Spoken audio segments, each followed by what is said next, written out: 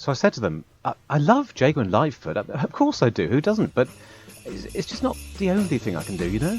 Just a moment, Paul. Did you hear that? Hear what? Something very familiar.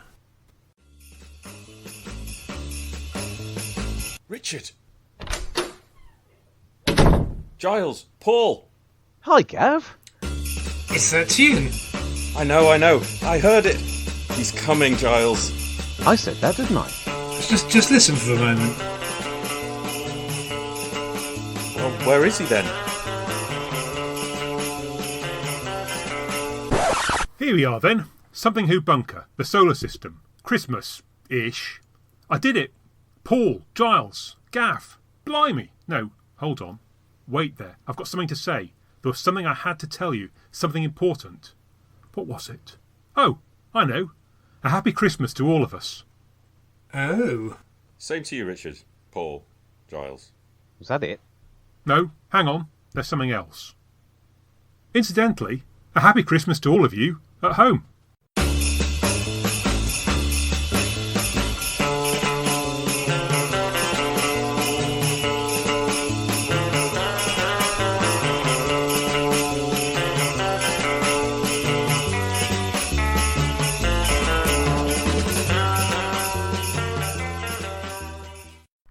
Hello, and welcome to the podcast where we take something old, a Doctor Who story from the original series, compare it with something new, that's one from the new series, and add something borrowed, that sketch, to make Something Who. Yeah, it's Something Who podcast episode 53. I'm Richard, and we're back to discuss a couple of Christmas-themed Doctor Who stories. So first we'll take a look at the first Doctor episode, The Feast of Stephen, which is the standalone seventh part of the epic Daleks Master Plan from Season 3. And after that we'll chew over the 10th Doctor's debut story and the first Christmas special from the new series, The Christmas Invasion, which is in between the first and second series. So with me to talk about all things Christmas are graphic designer and Dalek expert Gav. Hello, Merry Christmas. Yeah, and to you. Science and astronomy writer Giles. Hello. He doesn't want you to have a Merry Christmas. No. Bah humbug. and Big Finish author and Missing Episodes podcaster Paul. Joyous Noel.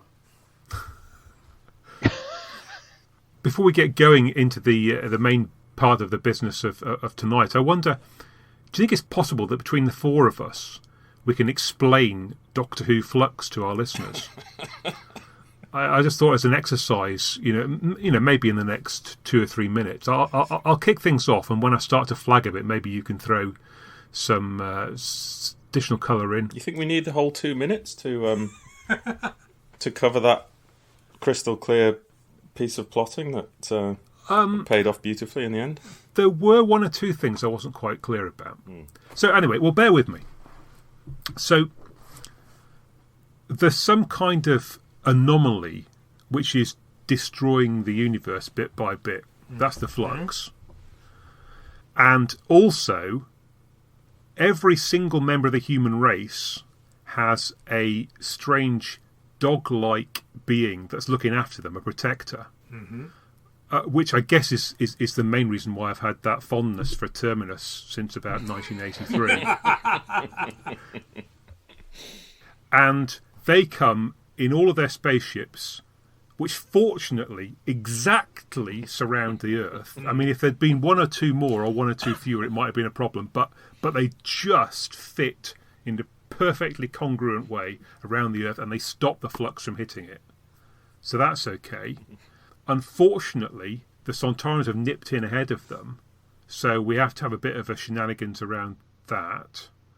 And then, but then they get sort of sent away and sent packing. No, I'm starting to lose it again. Maybe one of you can help out.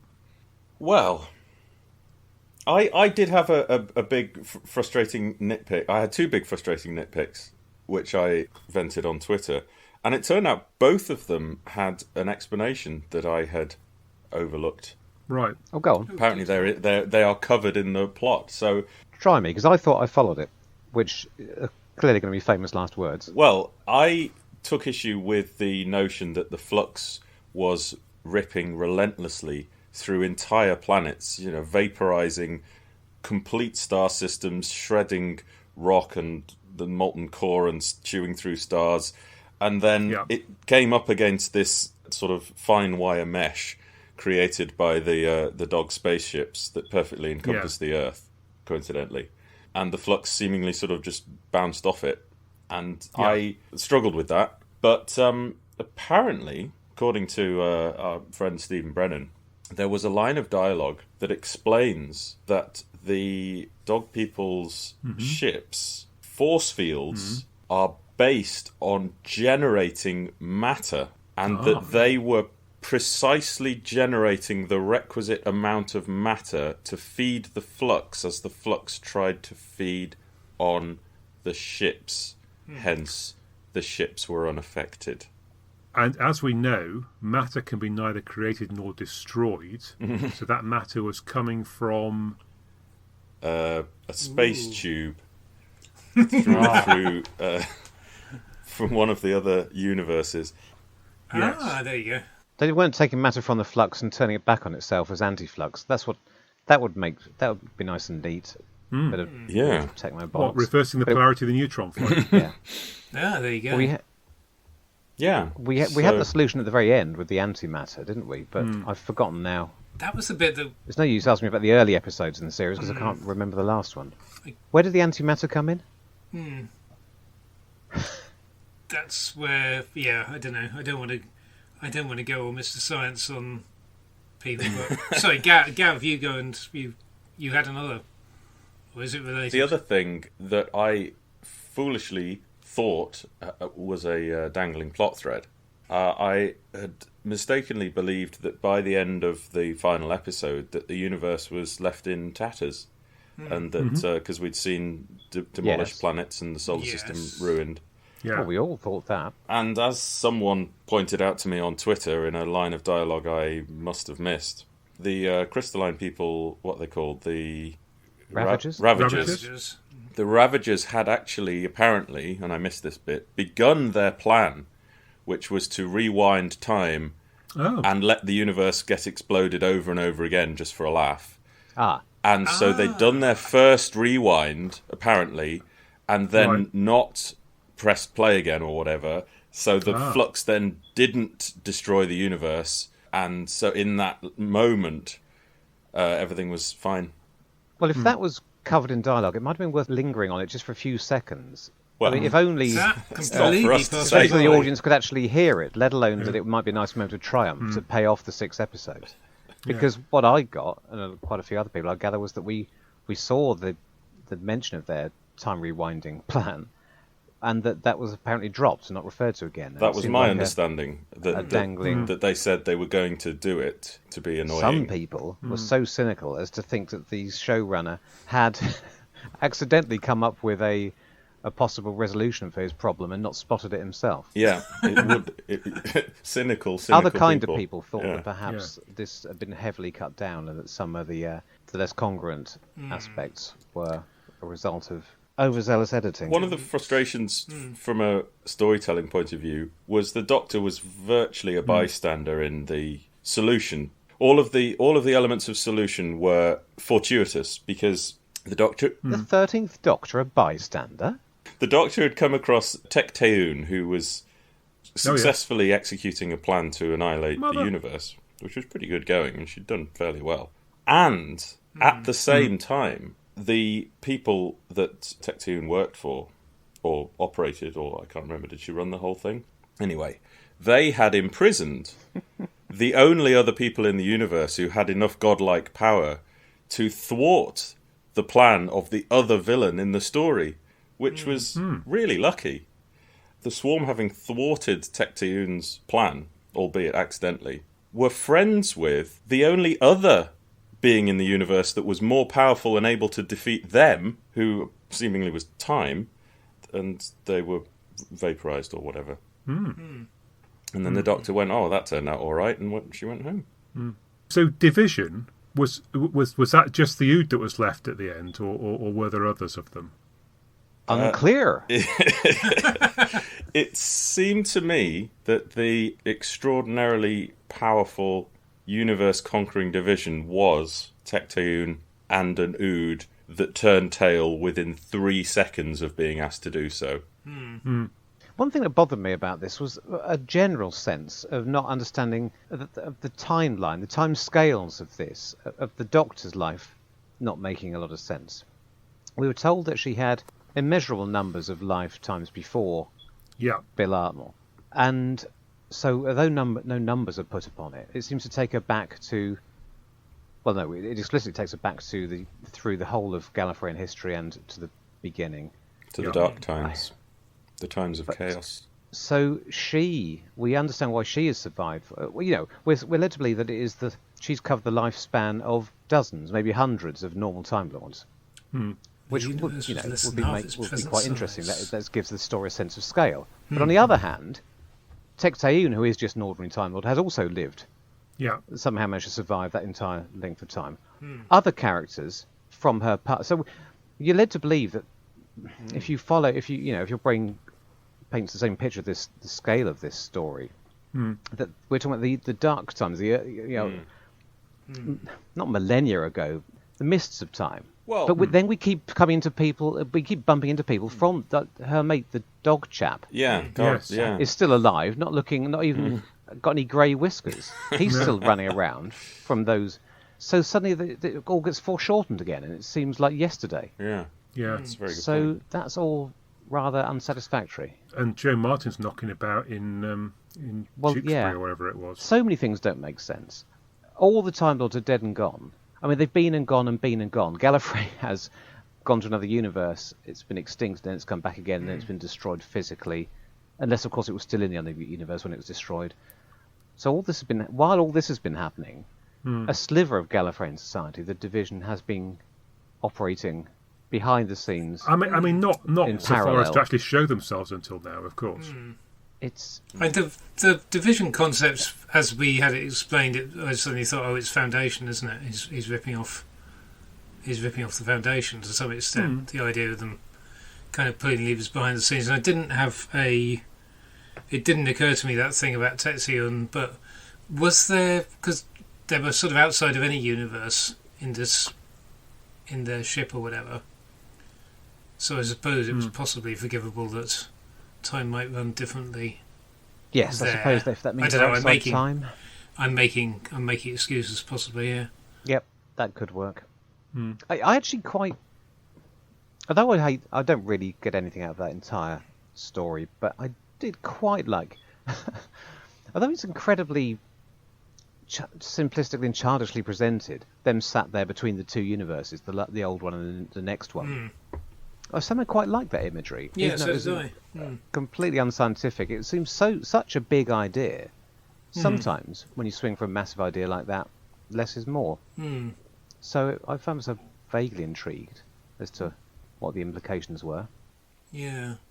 Of course, I did think that it would actually pay off, and that we might get to see somebody might pass into the next universe and create some kind of loop, but that didn't happen. But maybe that's for the future. Yeah, I don't know. The sciencey thing that niggled me was the whole thing about putting the fleets, the Sontaran Master Plan. I mean, okay, it was maybe we should just write it off as being a characteristically crap Sontaran wheeze. The idea that they could putting those fleets in the way, having, as you said, seen the flux rip through half the known universe. The idea that putting a few fleets of spaceships was going to blitz, and I unfortunately I think, it bothers me when they kind of swing for something that sounds scientific and then get it so massively off. I'd rather it was just made up. But the Ood had turned down the power in the microwave, hadn't it? Yes, I thought that's what happened. So it wasn't quite as strong as it had been before. Ah, true. Why didn't he turn it off? Then why didn't it just? Well, that would have been disappointing, wouldn't it? It'd be a disappointing conclusion. I've switched it off. But yeah, I think I prefer. Yeah, I prefer if it was just woo-woo particles or something rather than rather than making up something that sounds sort of superficially plausible. Yes, the mass of a few spaceships seems just such an improbably pointless effort. When we've seen that the TARDISes have the technology to tow planets, and if it had been able to tow a planet into the path of the flux, we've already seen the flux ripping through planets. So any number of trifling little ships in its way would just be mere pinpricks. But then, yes, I forgot that they turned down the settings on the flux. That big ship, maybe from the Cybermen were in at the end of the Capaldi era. Maybe that was a big ship. That might have done something. That was the other thing. The other extremely convenient solution was that the Doctor needed a vessel of infinite capacity into which the flux could be sucked. And it just so happened that she'd recently met one in this adventure, brought with them by the baddies.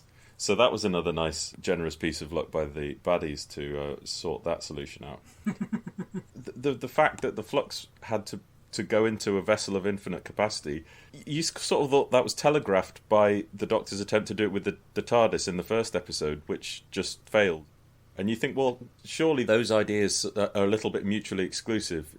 I'd just take that out. I'd not have the failed attempt with the TARDIS. And I'd have put the TARDIS as the successful flux solution at the end.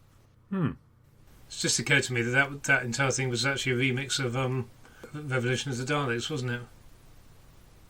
Where they suck at the... Because I was just thinking, hang on, we've had a spare TARDIS knocking around being used to soak up. I said at the time she shouldn't have wasted it. Well, I nearly stopped... As I was doing that explanation, I nearly stopped myself because I thought, oh, hang on, I'm talking about the wrong episode. And then I thought, no, we have had this twice.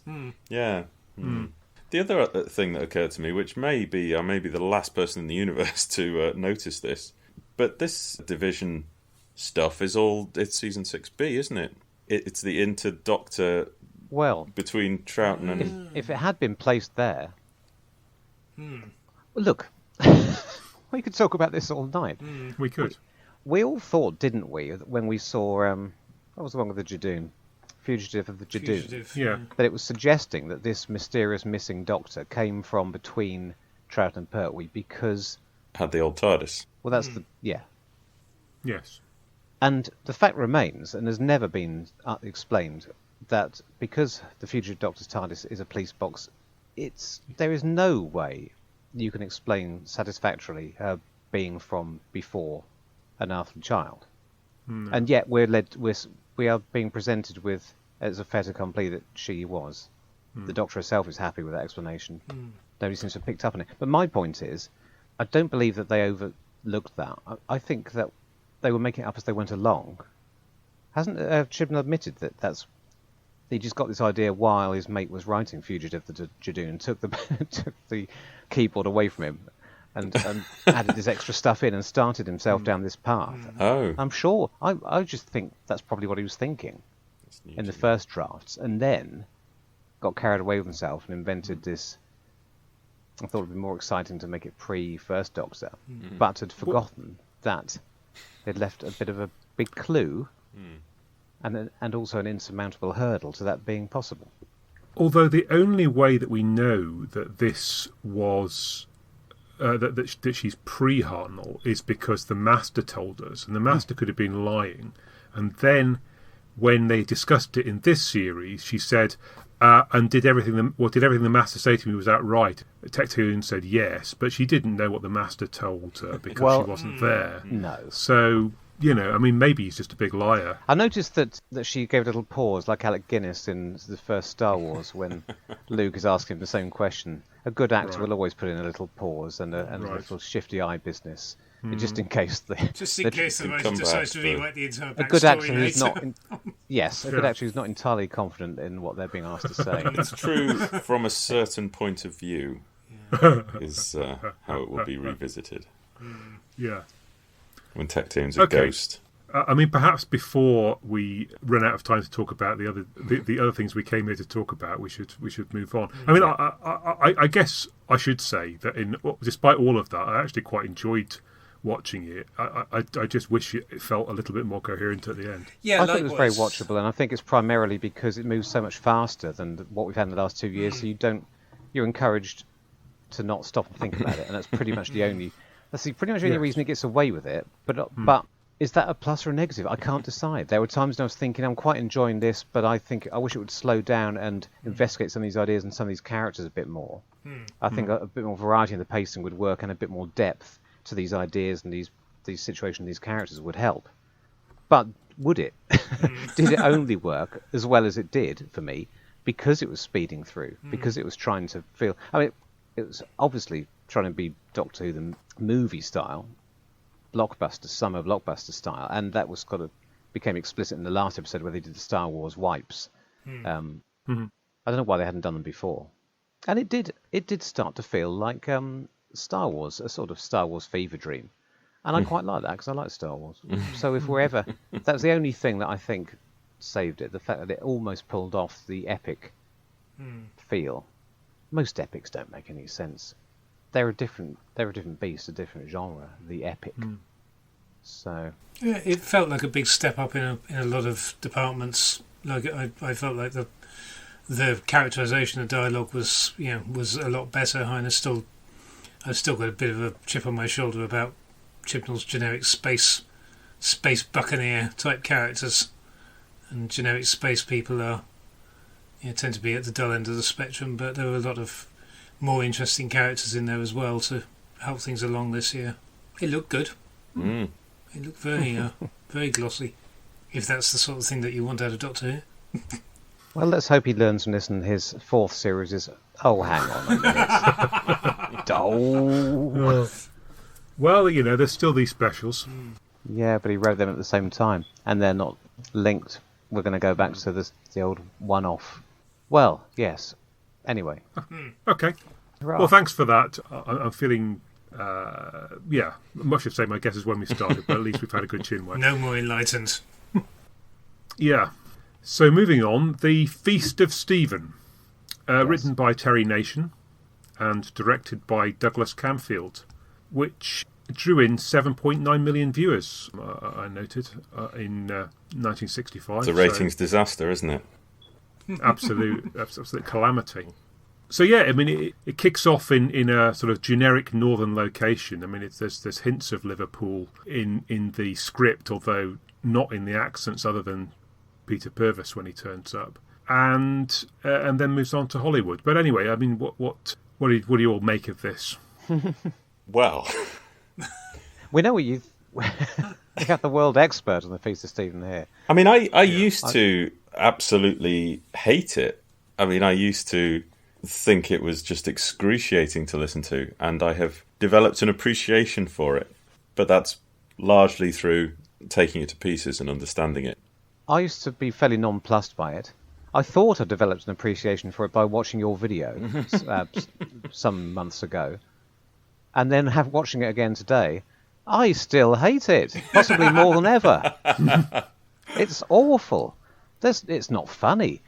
And I suppose I must have noticed that before, but I can remember certain things that you uncovered in your researches and your script archaeology, but not in any great detail. But watching again, just vaguely remembering that several different comic writerly hands have been across this. And a director who fancied himself as a director and a writer of comedy. I mean, there's a lot of people. Why on earth did it end up like this? Why on earth did it not get funnier? Why didn't they just gag it up? Why didn't each successive hand take what they had and put a few more gags in? Because there's very little that's comic in any of the dialogue. It makes me wonder if the final hand was somebody who thought that all the humour was going to come from the visuals. But I don't know. Maybe you do. I just don't think any of the 3 contributors are especially funny. That would explain it. That's what it boils down to. 3 unfunny people each with a different unfunny sense of humour. Yeah. Well, Terry Nation wrote for Who each Hancock. threw out what the last person did. I was surprised to find him. Yeah. I was genuinely surprised to find it came up as being written by him as the credited writer on the. I watched the Loose Cannon Recon, which I guess is the best you can do, and I presume he was the one that was credited on screen. And I was thinking, hang on, this is written by Terry Nation and Dennis Spooner, and Terry Nation's doing the comedy episode. But you assumed it was Dennis Spooner, as did Yes. I. No Dennis Spooner at all. It's Terry Nation, Donald Tosh, and Douglas Camfield. Now, Donald okay. Can I just Tosh has interview many you fine about points, but his comedy writing isn't so. How do we know? How do we know what Donald Tosh is like as a comedy writer? Or are we just... The Feast of Stephen? Yes. Sorry, just in general. You talking to Just me in or general. Giles? I assumed Giles had a good No. reason for I'm thinking that Donald Tosh is only not a sort funny of man. judging by the somewhat So look. dour outlook of season 3 in general. And obviously I start thinking this is Terry Nation, Dennis Spooner alternating episodes. Somebody's decided there's going to be a comedy one for Christmas. Why on earth did it not fall to Dennis Spooner? But then I can catch myself remembering that Terry Nation is apparently... That's just what a Doctor Who fan would think. Because, of course, a Doctor Who fan, or a Blake Seven fan, or a Survivors fan, let's face it, anybody who's ever seen anything by Terry Nation would not think that gagging it up was one of his strengths. But, of course, he's allegedly a comedy writer. Now, first question, has any of us here seen any fully fledged comedy like the Hancocks that were credited to Terry Nation? No. I have been told they are not amongst the most acclaimed of the Hancock work. They rank somewhere between the proper stuff by Galton Simpson and the stuff he did in Australia, which will never be seen again. I imagine it's all rather pedantic, heavy-handed stuff. That's just what I'm guessing. I don't even know what I mean by that, but I can feel it. I thought when I watched it myself that it was a bit like Mrs. Brown's Boys, in that everyone involved in it earnestly believes that they're making a comedy, but nobody watching it can quite understand how they came to that conclusion. I think the key thing is not necessarily to see it as a comedy, but as light entertainment. The important thing, I think, is contextualizing it in two ways. Firstly, the quote-unquote comedy, and secondly, the fourth wall breaking, which happens more than once, obviously most notably at the end, but Reg Pritchard being recognised by the Doctor from having been in the Crusade. Yeah. So you got that kind of stuff. And I was doing some research, by which I mean I asked some cleverer people who know more than me, like David Brunton, Simon Gurrier. They were talking to me about the other shows at the time that would have been very similar, such as A Christmas Night with the Stars, which was a variety show featuring skits from known programmes, which Terry Nation had written for. He wrote a skit for the 1959 episode. David Whittaker actually wrote linking narration for most of the 50s ones as well. So it's another interesting link there. But these kinds of programmes were familiar, and fourth wall breaking was commonplace. Hancock's 43 Minutes was cited as an example of the variety format of an existing type of show, and that's essentially what Doctor Who's doing in the Feast of Stephen. It's a variety show. It's the kind of thing you'd later see in the Star Wars Holiday Special, which is just incomprehensible to us now. You keep picking the good examples. I mean, might one also bring up something like the Comic Relief or your Children in Need sort of it kind of falls into that, but there are plenty of examples of mainstream shows just interrupting their normal programming. Till Death Us Do Part was one, right, that did an episode called Till Closing Time Us Do Part, in which Alf Garnett's in the pub, and throughout the evening different celebrities come into the pub and sing a tune and play on the piano. It doesn't break the fourth wall. They're just curious customers, if you like. And he had Jimmy Tarbuck and Ray Barrett and people like that. I was pointed to a fascinating Coronation Street Christmas episode where there's some carol singers come to the door, knock on the door of one of the characters, who gives them a shilling or whatever, or a guinea. I don't know the currency of those days. A penny, a halfpenny, a threepenny bit, tuppence. Anyway, they something like that. And then the carol singers sing a song to the character who closes the door. The carol singers then turn to camera and sing directly into the camera lens. I thought the payoff was going to be that it's the Beatles. No, they're just kids, and If only. they all spookily, as one, turn to the camera lens. Okay. There was one great example of the Honeymooners, where they finish their final scene, and instead of rolling credits, they stop, they turn to the camera, and they address the camera and say, well, we wouldn't normally break character, but it's a special occasion, so we're going to wish you happy Christmas, and he summons another one of the cast members out. So I found it really interesting to see this Doctor Who in a contemporary context of weirdness, acceptable weirdness, and fourth wall breaking. It doesn't make it any good, but it's it's less incongruous in the television landscape. The other thing that was pointed out was that obviously it's a Z-Cars parody, but earlier that night there was a Dixon and Doc Green episode, and those episodes were bookended with pieces to camera as well. So although not quite the same way, he wasn't breaking character. Oh yes, yeah. The point is then that if we look at this from the perspective of any normal TV viewer of the era, rather than very uptight, self-important Doctor Who fans, it would make a lot more sense. Yeah, it wouldn't necessarily be better, but it would be less. It would be less weird. It would be. I mean, the first time I saw Hartnell turn to first time I heard Hartnell turn to camera and say the Happy Christmas, it was like an out-of-body experience. It was the weirdest thing I had ever heard. I could not imagine such a thing in any normal situation. But then, having seen half a dozen peculiar black and white similar examples today, it suddenly doesn't seem so absolutely bonkers. Considering Chibnall's propensity for taking strange, unexplained moments from the past, such as the Morbius Doctors. I'm surprised he hasn't worked in an explanation for the fact that Division have had a little monitor in the corner of the TARDIS console room ever since the beginning, and the Doctor's known it was there. Yeah, and that's talked to them occasionally. We could have had a series of flashbacks of different Doctors winking at this. Oh, you could do that. You could do it if you had enough outtakes from the Tom Baker years onwards. Yeah. You could probably work that. Actually, you're a video editor, Gavin. You do it. Okay. Do it for me, please. Thank you. It sounds deeply plausible. Well, some people say that it's... Yeah, some creative people with devious minds have tried to work out in-universe ways in which it could.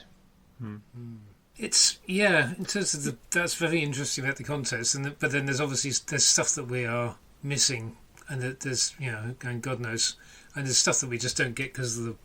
And what the hell is the Reg Pritchard thing about the Rebels movie is Greenhouse? I mean, presumably that did mean something in the context of people. It must have done, mustn't it? Because if that's just comedy being conjured out of thin air, then it's not. Then it's too random. Somebody suggested it might have been David Brunt that there was a contemporary storyline for something like Crossroads where somebody's garden shed was being vandalised or something like that, and that it was a very minor nod to a then contemporary tedious storyline, such as if it had been in 1996 it would have been Derek and his gnomes from Coronation Street. I've also heard it said it's a greenhouse, blue box analogy, but no, it's not. It's the Rebels half of that makes no sense to me. Revelers, like I was wondering whether it was exactly whether it might have been like It's a shame because one of these. That could have been a funny character. It's a nice performance. He's doing his best. Oh, I remember the day war broke out. I said to the wife, what's his name? Anyway, it's him. I'll come back when my brain started working. I've written a big finish about him. Now I've forgotten what. Oh God. I mean, there's him and there's Peter Purvis who's trying. Rob quite Wilson. Hard. Ah, yes. Yeah. And there's and potentially Jean Marsh as well, though she doesn't get an awful lot to say. It seems like most of the others aren't really trying all that much. Terry Nation wrote a lot of her just beating the hell out of people. I mean, that was a running gag. She was just beating people to death at Christmas, which would have been funny, but would have required a lot of choreography and time and planning and effort. And just like the big finale that Nation had written, which was a catastrophically huge custard pie fight, which Tosh wrote out, I think there was a lot of cost cutting done to, just make things easier. From the audio, Gene Marsh doesn't seem to get into the spirit of it, but on the positive side, Peter Purvis is fantastic. Yet again, he's the funniest thing in an episode. He's one of the funniest things in The Gunfighters, which is full of funny things. So, terrific. Wow. Yeah, there's no actual jokes in it. There's people saying lines as if they're funny, but there's not a single thing you can point to and say, that's a clever, fun piece of writing. It just relies on people going, what about you? What about me? Oh yeah, what about you? And that gets very tiresome after about 3 seconds. Yeah. I smiled for the half a minute when the two policemen were doing that sort of back and forth Will Hayes sort of thing. But that's just the actors trying to work it up. There's nothing in the dialogue. No, that's solid gold Terry Nation original writing, that. There's some things you can figure out probably did work and were probably quite funny on screen, which we're robbed of. For instance, I think all the stuff around the TARDIS with the policeman, and obviously when the Doctor pops out and pops back in, and you'd have double taking, and I could sort of conjure that up in my mind's eye that probably worked as being. It can surely only be better. Fairly if you can humorous, see it, can't it? Yeah. Even people who don't fall for that argument with regard to the Celestial Toymaker Part 3, still surely must admit that this would be. So look, remind me, what do we have of the original draft? We've got all of Terry Nation's original draft, and we've got the camera script. You can largely tell what was added to the camera script from rehearsals based on the mini typewriter editions, which legend has it was Douglas Camfield's mini typewriter, but might have been just a mini typewriter. But you can see where large chunks of text have been obliterated or added to. You can see where extra pages have been added in the after the rehearsals were done. So we know much of what was added in rehearsal, and you can pinpoint to certain bits and say, yes, that was dreamt up by the actors and or Camfield after Donald Tosh has done his final rewrite. I find it interesting that right slap bang in the middle of this episode, they have a bit of a chat about the Daleks, as if to remind the viewers about all the stuff that they could be watching that would probably be rather more entertaining. Well, do you know what really struck me? Having trawled through these 60s Christmas oddities, it felt really like the linking narration chunks of Christmas Night with the Stars, where you would have a skit and then it would throw back to the studio where they'd go, well, that was a terribly funny outing for the Likely lads, so now we go over to Hollywood and see what they're up to. And then you would start your Hollywood skit, and it felt remarkably like the actors standing on the TARDIS set talking about the fact that they'd just been on the Z-Cars set rather than a relevant scene. But yeah, I think it also helped as a sort of refresher to try and convince the audience that this was part of a Dalek story, and you should keep that in mind for next week. So is it correct they did try and get the Z-Cars, some of the Z-Cars cast recruited for it? Terry Nation wrote it for Z-Cars. They're all named in this draft script. Right, okay. And it's all priced up in the production documentation, how much they're going to pay Brian Blessed and all the other people. So it was fully costed, and then the producer of Z-Cars vetoed it. One of the things I thought was interesting, in the original plan, the Christmas Day episode was entirely Z-Cars, and the New Year's Day episode was entirely Hollywood. Or at least mostly Hollywood and a bit of Volcano and Cricket Match. And the original plan had been that the Daleks would re-enter the action after the Christmas Day episode. So you would have got Daleks on the Hollywood set, rampaging around, exterminating actors. And then Daleks at the Cricket Match. And then Daleks at Volcano. But they decided to try to sort of tone the Dalek pursuit down to make it less like the chase. So that's why at that stage then Peter Butterworth got contracted and the Monk was injected into the latter half of the scripts, because it was obviously Spooner's creation. And how were the Daleks going to throw the custard pies? With the sucker, I suppose. Yeah. The custard pie fight is in... So in the original script outline, it was episode 7, Z-Cars Christmas Day, episode 8, Hollywood. They then revised that to put both Hollywood and Z-Cars into the Christmas Day. They were initially the other way round, so landed at Hollywood first and then Z-Cars. And then when Terry Nation came to write it, he flipped the order.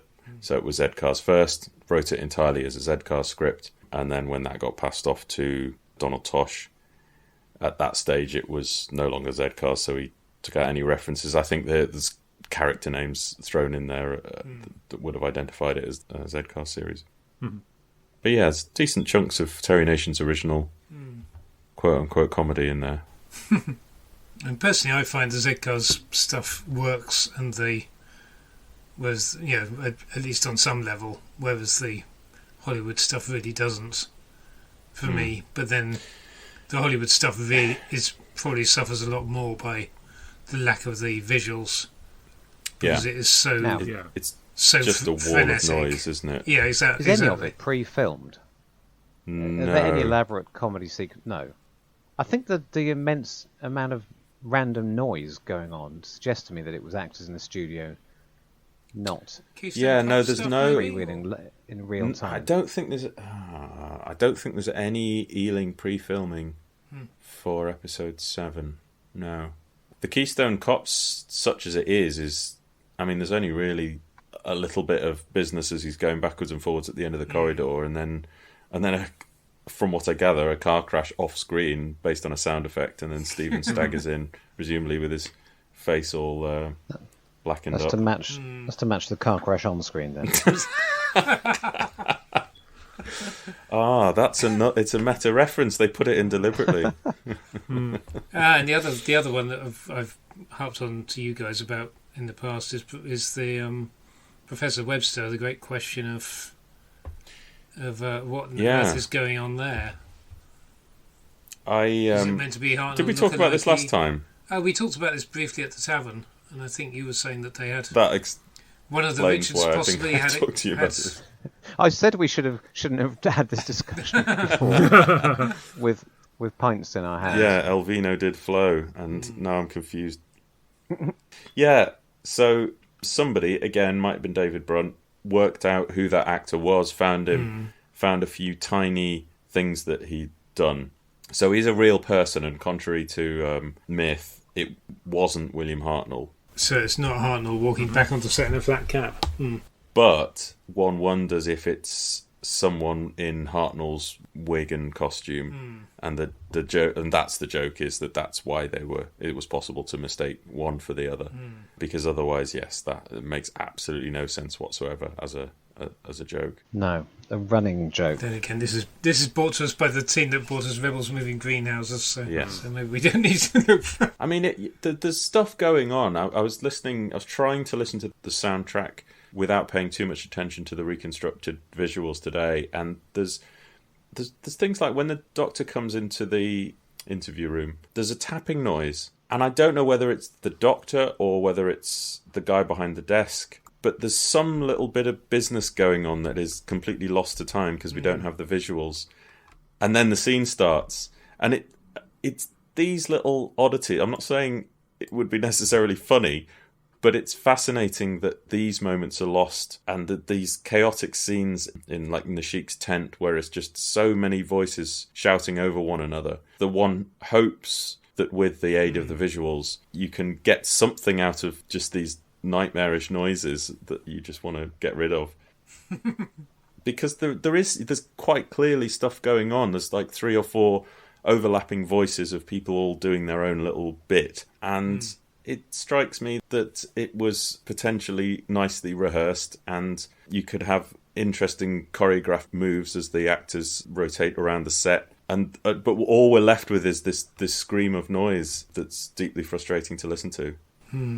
And stuff like the Doctor references the holly in the police station, so we assume that formed a part of an establishing shot. So William Hartnell looking at or doing something with a piece of holly, noticing it, even just noticing it, and these are the moments that are lost to time. You look sceptical, Paul. I mean, maybe you didn't. Maybe it was just set dressing. But I just feel like if you're going to have a line of dialogue about, oh, well, that explains the holly, if you haven't seen the holly on screen, it's slightly more peculiar. Chekhov's holly. Do we have other things we want to discuss about this? No. Wish I'd done more research. I appear to have several episodes of the Terry Nation and Hancock sat here on my computer. I could have watched one. Then I would have had more knowledge and I could have been helpful. You could have read all the best jokes. We could have been falling about laughing. That's true. Yeah. I was in a certain prop store recently, rummaging through its random boxes of stuff, and there was a Tony Hancock script from 1968 that was labelled Australian Broadcasting Corporation or whatever it is. I mean, I don't know the situation with anything other than Doctor Who, so I could tell you if a Doctor Who script was known to exist. But it just suddenly struck me that maybe... There are a lot of scripts lying around in this prop store. Well, a prop script? Or... No, it was a real script, but I mean, they just acquire stuff to use. You know, if you need a script for your production, then they have a script from a 1968 Tony Hancock that nobody cares about that you can hire to have your play within a play or whatever it is. Wow. I mean, they had one floor that was essentially the library, and it had like police files and documents and books, obviously, but it had Victorian ledgers if you needed something for your Dickens play or whatever. They had old negatives and photos and early 20th century slides, whatever you needed for your actors. And there was a box of stuff, and there was a script in. And so I just was curious as to whether or not this was a lost script or a known entity or what. I should find someone at the BFI. Does anyone have a hotline to Dick Fiddy? No. Sadly not. The Dick phone. Okay. On that note... I've just remembered something. Go on then. I can't remember something. Oh. Can anyone remember what Jan said about Feast of Stephen that he remembered seeing? Oh. I remember we asked him about it, and he remembered the episode, and I can't remember what he said. He was saying that he didn't find it to be that out of the ordinary. Yeah, at the time he wasn't so surprised by it because he didn't have any expectations as a young whippersnapper. Oh. He didn't know it was a 12-part story, so you watch it week to week anyway, so you wouldn't necessarily be surprised. He was saying something about the snow and the pollution thing. Oh, that's right. He thought that the dialogue about the atmosphere outside the TARDIS was the TARDIS failing to interpret what falling snow was. He thought it was the snow and not the pollution was the result of the poisonous atmosphere readings or something like that. Right. And was that a contemporaneous memory, or was that him? That was contemporaneous, and I think it was based on... I'm trying to think where you get something similar. He was saying it was picking up on something that has happened before. Oh, because of Marco Polo. Oh, and Marco Polo? Yes, I think and this was his 9-year-old brain or whatever, making connections that possibly weren't there, that the fact that TARDIS broke down last time it was stuck in snow meant the TARDIS viewed snow as pollution, or something like that. Which neatly ties into the end of the next story that we're talking about. Absolutely. Well, I mean, it's always good to hear of your brushes with fan royalty. I must remember not to be absent from the tavern next time. It was a delight. I really enjoyed chatting to Jan. Yeah, it was great fun. He was very funny. Don't really know what to expect from people you've only heard about through their writings. It always amazes me how funny Andrew Pixley is, and Andrew Pixley writes very funny Doctor Who archives, and then all the jokes are taken out because he always exceeds the word limit. So if you ever read an Andrew Pixley Doctor Who archive that's not been chopped down to meet the word limit, they're very, very funny, and that was a tremendous surprise. What do Santa's little helpers learn at school? The alphabet. I mean, this is even worse. Go on. What did Santa do when he went speed dating? I don't know. What did Santa do when he went speed dating? He pulled a cracker. I mean, like, they should be in crackers or on penguins. Yeah. Okay, well, let me give you mine then. So, what did Santa say when he stepped into a big puddle? Don't know. What did Santa say? It must have rained, dear. Oh, my gosh. Okay. What's every elf's favourite type of music? I feel like I should know this one. Yeah, you should. But I don't. Go on. Rap. Oh, dear. So these jokes are all very well, Richard. But do you know what we really need to do? What's that, Emily? We need to start our Christmas podcast. Hooray!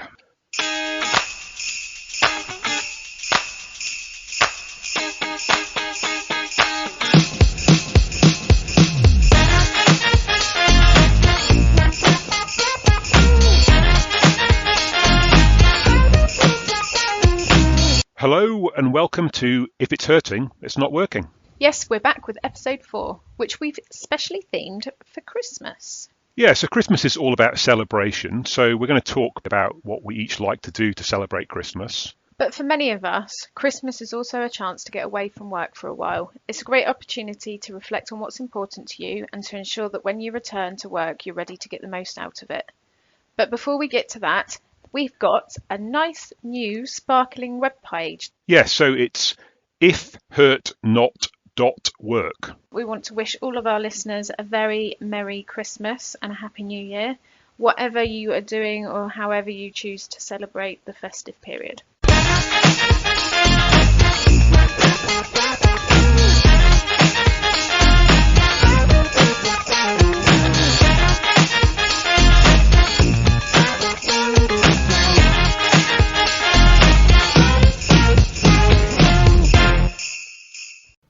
So, The Christmas Invasion, written by Russell C. Davies, and I've completely forgotten who directed it, to be honest. I did my research and then I forgot. James something. No, That's right. Is it James Strong? no, maybe it wasn't. It was whoever did Empty Child and Dr. It was. Dances. James Hawes. James Hawes. There we go. Which had the rather larger number of 9.84 million viewers. I mean, I don't know why I keep harping on about that, but I guess either figure you'd kill for now. But even at the time, that was pretty impressive. It was kind of maybe it sort of cemented the fact that Doctor Who was back. Yeah. And on Christmas Day. And I guess, I mean, none of us really quite knew what to expect of Doctor Who on Christmas Day in 2005. Well, Doctor Who was a new phenomenon in 2005 anyway, but what were they going to do on Christmas Day? So, yeah, I remember being intrigued. And, of course, the other exciting aspect of this one is that it's David Tennant's first story. So we've got Christmas, we've got the new show kind of full of vigour, and we've got a new Doctor to introduce. It's hard to remember just how huge this was from both a sort of a cultural point of view, a turning point, and also as a fan point of view. Because having had the first new series come back and people liked it, and then Doctor Who got recommissioned and got given a Christmas special. It's not like they pitched for it. They got given a Christmas special as an additional episode, not as sacrificing one of the existing run. Told they were the jewel in the crown of the BBC schedule, and then it was the second highest rated programme after EastEnders on Christmas Day, and it introduced David Tennant. And this was the point when all our not-we friends suddenly started saying how great Doctor Who is. And that became pretty constant for the next, I don't know, three years or so. And it was terrific. And I watched it this evening and thoroughly enjoyed it. I mean, I've always liked the Christmas Invasion. Am I wrong in thinking that it's not very highly regarded? I think people are a little bit lukewarm about it, but I've always thought it was terrific fun, a great hour of family TV. Yeah, I mean, it's not. I guess it's not got a particularly sci-fi plot to it, has it? But it doesn't really need it. It's got everything it needs to give you an hour of entertainment. Introduces a new Doctor pretty well. And it kind of picks up, I suppose, on Rose's story, which the first series has been about. Yeah. I suppose if people are lukewarm about it, for me it would probably be because maybe compared with later Christmas specials, it's a bit tentative, dipping its toe in the water of being a special. It does feel a bit like a standard, in inverted commas, 45-minute story with the extra 15 minutes devoted to the regeneration aspects. I don't mean it literally is, because structurally, the Doctor being absent for a long period marks it out as different, but it doesn't have that epic feel, and the Christmas stuff is a kind of fades away, doesn't it, after the first act? Oh, but actually, maybe that doesn't make it that distinct from the later Christmas special. That's a running problem, isn't it? But I mean, I can see. I think that might be why people don't think. The fans tend to have this tendency to fixate upon arc stories and stories that challenge the mythos or have big villains in, and it does in many ways. It just feels like a good, ordinary episode with a few bells and whistles on. It's a romp, but it's perfectly pitched to. Well, it's perfectly pitched to Christmas Day. It's the thing that RCD was always so good at. So yeah, indeed. But I think right. for my money, he refines the formula of the Christmas specials as they go on. Well, with the exception of Voyage of the Damned, but that's a different. I'm trying to think. Well, hang on. So what do we got? So there's this, then Runaway Bride, then is it then Voyage? Yeah. In between 3 and 4. End of Time. Remember, the next Doctor. Oh yeah. Yeah. And I think Moffat then takes the Christmas specials up another notch, doesn't he? But this is where it started. Well, apart from Feast of Stephen, that was where it started, and this is where it restarts. Yeah. Doctor Who Christmas special reboot. It was the first standalone show, to get a Radio Times cover, I think, since the 80s. For Christmas Day, for the Christmas Radio Times. Yeah. For the Christmas Radio Times. Although they didn't put the it was a snow globe with a Dalek and a scarf and the TARDIS, wasn't it? Yeah. Well, rather oddly, considering it's all structured around denying us meeting the new Doctor for as long as possible, we had actually seen 10 minutes of him for Children in Need, was it? A couple of months earlier. Which you might think undercuts that slightly. Some people have suggested it creates certain continuity issues. But I've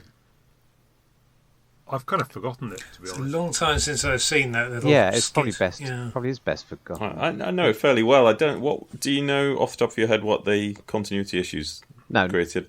They aren't continuity issues. It's more tonal issues that when you watch this, you don't get the impression that Rose and the Doctor just had a 10-minute long conversation, which would have been enough to assuage most of our concerns about whether this is the Doctor or not. Yeah. I mean, of course, he does his best in that, however long it is, to reset it at the end that she's still as unsure as she was at the beginning. But, I'd be curious to know what the viewing figures were for that Children in Need. Just as a thought experiment of what percentage of people who saw Christmas Invasion were familiar with that sketch. Well, like all the Marvel programs on Disney Plus, this Christmas special, the real thing, had to be written on the assumption that you hadn't seen that little bit, which meant that it was never going to be important. I think if people had seen it, they probably would have forgotten it by then anyway. I mean, for most people, those Children in Need things are watched and forgotten on the night. Really, it was done later, I think, wasn't it? Well, I assume so, and not just done later, but not even planned, presumably, or dreamt of at the time. And they were, as far as I remember, they were filmed independently. Yeah, right. Billy Piper and Tennant weren't both available. And Shannon Sullivan says it got 10.8 million. Right. So, well, there you go. So there are a million people out there. They were a different the only first 10.8 million. They were. Story. Yeah. It was the other half of the population. And it's a nice pacey start leading up to the credits, I think. And I was expecting, watching it this time, that the CGI TARDIS was going to send me mad, but actually it looks pretty decent. I mean, I wasn't watching it on a massive screen. Did anyone else remember watching that scene with the impressively hefty CGI TARDIS bouncing off the walls, and then in the middle of the montage of shots of it bouncing off the walls, there's a quick shot of it flying over Jackie and Mickey's heads? Did anyone remember that they actually filmed that with a real prop? Practical, which lasts for a shot which lasts about half a second. Wow. All I could think of was, what a waste of time. I wonder if they realised. At what point they realised they'd wasted a hell of a lot of time and money and probably an entire shooting day for a shot that you could have... Were their reactions that much more realistic because it was a real TARDIS about to bash into the sides of their heads? Who knows? Who knows? It's a bit method. It reminds me of one of those modern-day directors who said, I don't trust this CGI. I won't get it. Talking of who knows, of course, I've forgotten that we get the... It's one of the few missteps is the frankly awful Doctor Who Doctor Who line. Which just makes no sense at all. Yeah. I don't mind when they stick it. I don't mind when they say the title sometimes, but But that one. Yeah. Was Anytime particularly- Russell writes a pre-title scene, I always start clenching my buttocks ready for the final line, because it's always going to be something like that, or Martha saying, Oh, "I'm bring bringing it you back back to to Earth." Earth," or worse. No, there isn't worse. Having said which, the other lovely thing that I'd forgotten about is the I do hope that the RTD Second Coming will begin with a crash soon to Earth. In the in the vein of I'd forgotten that we got one at the start of this. Yeah. Gave me proper goosebumps. That did. I thought, oh bloody hell, yeah. It's terrific. Yeah. And I was going to say that any sort of disappointment over the Jackie Doctor Who line is made up for with the anything else he's got two of. Oh, she's on top. Oh, it's she's on not. top Yes, form. Camille Cordova can do no wrong. We were talking about comedy writers not writing jokes. I mean, Russell T Davies is not said to be a comedy writer, but God, this is funny. I mean, there's some really good gags in this. Yeah. Does anyone follow him on Instagram? Just don't lose your train of thought. But he was reminiscing the other day about how he won the best comedy writer at the Comedy Awards in '99 or 2000 or something. Oh really? And the entire room of comedy writers turned to him and gave him the glares of say, "Who the hell are you?" And then Moffat popped up and said, "I was there. I was nice to you." And he said, "Oh, so you were." Oh, I love those one. No, that was Yes. it, really. Just that. Carry on. You're about to tell us some of the best. I jokes. haven't. No, No, I you've should got a have list of all the written best jokes. Nice Go on, list. tell us them. Can't you can't get the staff? Yes, there's that whole scene is Yeah, is it's quite good. a tour de force Yes, of yeah. wit and performance. Audiences like it when characters are not stupid, and audiences like to not feel stupid. And when you can fill in the gaps without the characters spelling it out to you, make you as a member of the audience feel just a little bit smarter and more engaged. And I thought that was a really neat example just before the Doctor comes out of the TARDIS, when Rose is connecting the dots. And a lesser writer would have just not resisted saying, "The Doctor's alive again!" And that the lack of hitting the nail on the head, plus the direction, generates a sense of anticipation. And then the TARDIS doors open, and David Tennant brilliantly underplays it, and he just smiles. And the whole thing is beautifully conceived, set up, and executed, and it's absolutely wonderful. Yeah. He brilliantly underplays it at the beginning. It's a great Do you know moment what when else the, that when the scene language turns to English. Sorry, Paul. It is, and it's a good example of the companion, the bit where the companion is able to show themselves to be the best of humanity, actually being justified. She is actually doing something clever there, rather than just a contrived. And even if she doesn't, repel the invasion successfully, she is buying the time needed for the Doctor's resurrection to be completed, whether she knows it or not. She's fighting the good fight, and it all comes together very nicely. What I thought about that scene is, and I'm not gonna undersell this observation. I thought that's the moment where modern Doctor Who began, because this is the first time we get a Doctor, as he points out, "I've got a mouth on me." This is where Doctors start talking 19 to the dozen and being hyperactive, and they haven't stopped since then. It was a change, somewhat of a change from the Ninth Doctor and from Christopher Eccleston's style of acting, and everyone else seems to have been written in one way or another along that same template since.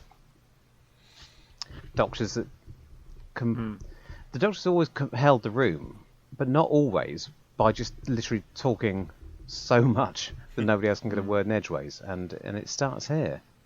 Yeah, it's quite reminiscent of Tennant's performance in the Casanova thing that came before it. It is, isn't it? It's not necessarily how he's played things since then, but those two parts seem quite similar. Were we all familiar? How familiar were we all with David Tennant before this?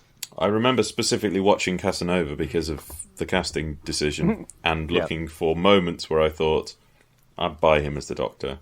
And there was one in particular, I think it's the famous bit where he turns and says, "If you could do what I could do, you'd do it too." And I thought, yeah. I remember watching Casanova He'll because do. Casanova was on BBC 4 first, and then they bumped it to, they gave it a BBC 1 repeat or BBC 2 repeat later, and that was back in the day when BBC 4 was relatively niche, and I think it was on at the start of the year.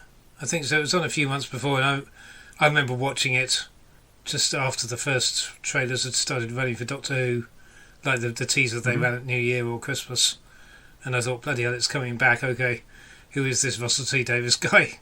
Let's see what he's about, and that looks quite good. And he's got Matt Lucas in, and then being blown away by that, and then being absolutely convinced, and immediately thinking, well, surely Tennant's got to be the next Doctor, before all the Eccleston stuff blew up. Have I misremembered the order of that? Did I watch Casanova knowing that Tennant had been cast? I thought we all watched it knowing that it was already the Doctor. Now you're asking. But are you saying they repeated it, John? They repeated it. They bumped it up the schedules onto one of the main two channels, as it were. I thought that we all watched, all us Doctor Who fans went off and watched Casanova, ready to see what David Tennant would be like as Doctor Who.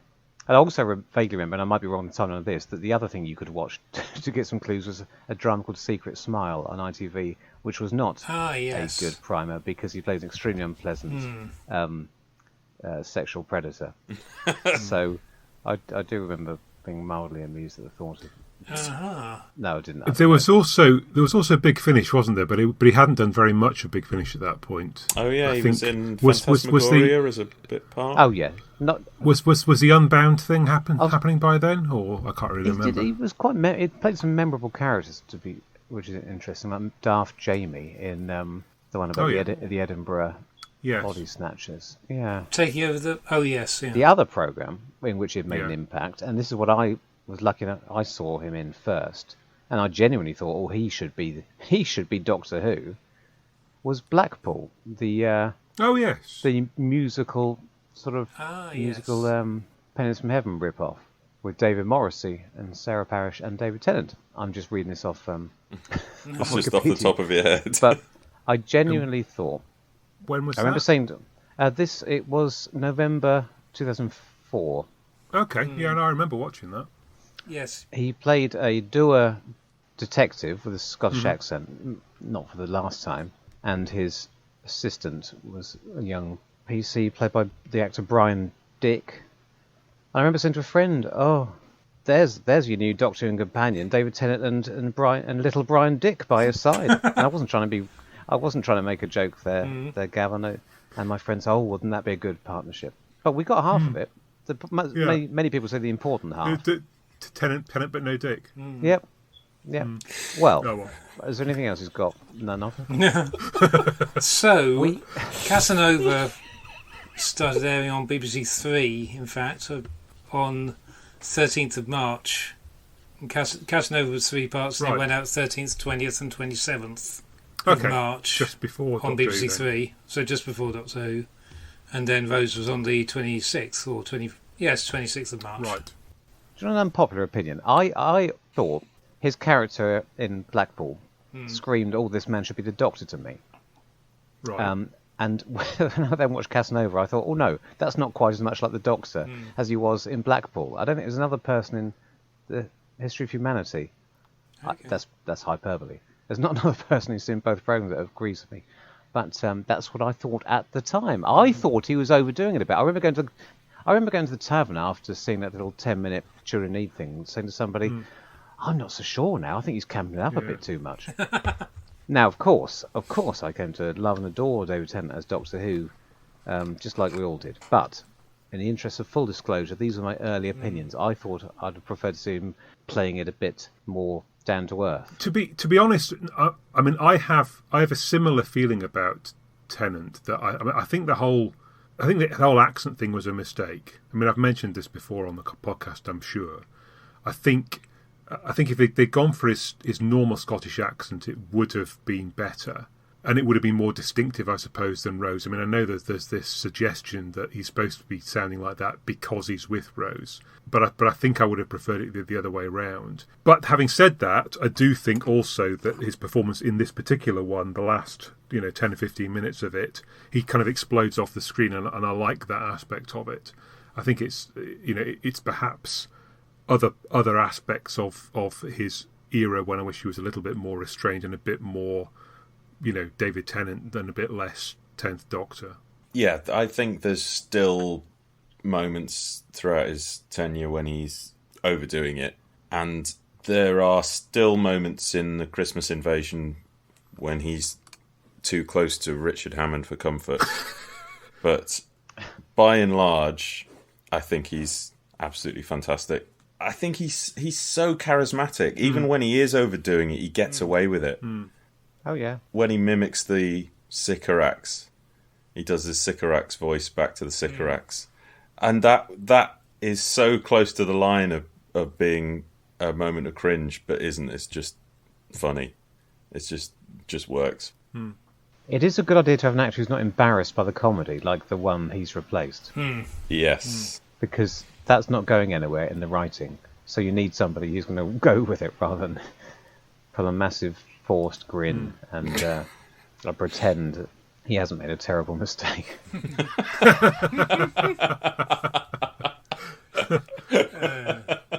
Just to finish the Casanova tangents, they started to repeat on 4th of April on BBC One. Okay. Which was obviously the other side of the announcement of Eccleston Gate, for want of a better. Right. I can't remember quite how soon they confirmed that Tennant was going to be, but he was in the frame from the moment we knew Eccleston was going. Everyone said, "Well, it's got to be him," so they were capitalising on that. And of course, the other thing is that we are talking back in the dark days of that BBC One was analogue, so that was a lot of people's first chance to see. Because unless you had a digibox, bolted onto your telly as we did back then, you wouldn't have seen BBC Three. Yeah, I was just trying to think when Freeview came out, but I'm afraid I've lost my point. We'd have had BBC Three through Sky, I presume. Got a DVD recorder in 2005 specifically for Doctor Who coming back, and I got HD in 2010 specifically for Matt Smith's first season. In fact, the Christmas Invasion was the first story they considered shooting in HD. Oh, okay. And they pushed it back because, well, for lots of reasons. It's money, prop set building and all the logistics. I mean, they often cited the 2005 TARDIS not being of high enough build quality to stand HD inspection, but I don't really buy that. Stop anyone? Yeah. Well, I've got very HD photos of that set, and it looks terrific. Yeah. So you can understand. I mean, it totally changes the logistical process of building any props and sets, knowing that it has to be HD.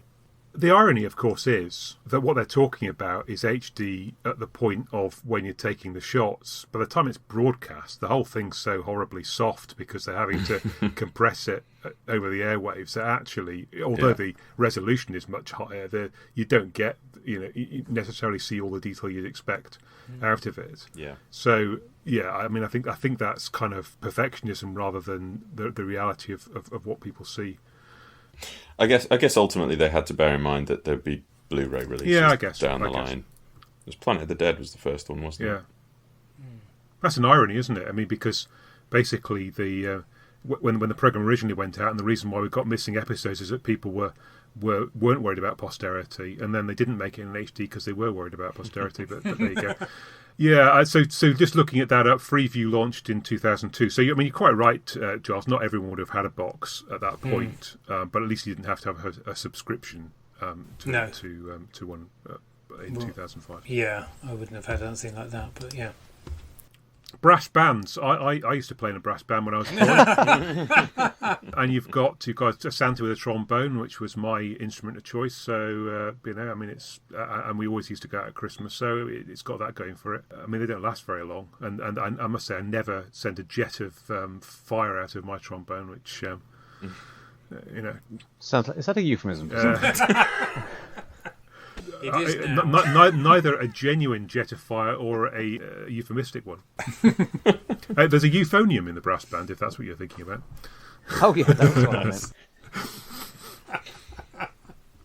Talking of blast from another time, a little time capsule moment that's not going to fit in anywhere else. The little line about Jackie asking Mickey to keep a note of how many minutes of he was using the internet on the Oh yes. Yeah.